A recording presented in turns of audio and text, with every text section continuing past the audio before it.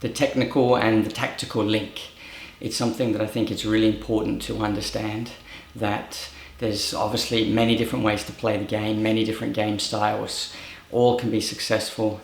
There's also many different ways to strike the ball. There's different shot production, there's slight variations, and in some cases bigger variations in certain techniques and the way players hit the ball.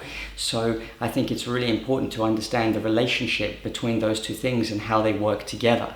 As an example, if you're a player that is got a body type and a personality and a sort of game style that you want to be really aggressive, you have great hands, great volleys, and you want to come forward to the net a lot, but then you've got a really extreme Western grip with your forehand, and it just doesn't help you to take the ball early, to take it really far in front of your body, to move forwards and go through your shots and use those other parts of your game or your personality, then you've got a contradiction in what you're trying to do tactically and what your technical capabilities are allowing you to do. And that's when you need to consider that something's got to give. You've either got to play a little bit differently, or you've got to adjust maybe that forehand grip a little bit, get it around so you can hit cleaner through the ball, a little more in front, and make sure that what you're trying to do on the court tactically and what your capabilities are technically are somewhat aligned. And I think we see this as well, that obviously we all love to see players with beautiful technique and lovely strokes and everything's perfect. But sometimes you see players like that, and ball striking or finesse aside, they're not very good. They don't compete, they don't play well, and they're not always the best players.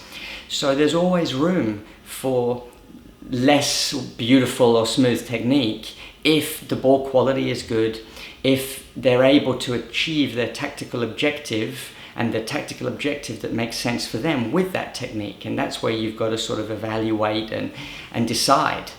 And sometimes, we change technique just for the sake of it.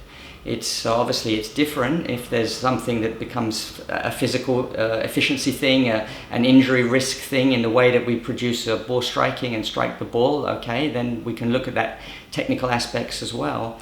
But I think it's really important when it comes to developing a player that you just always are very mindful of that direct connection between the tactical emphasis and how the technical capabilities are allowing for that.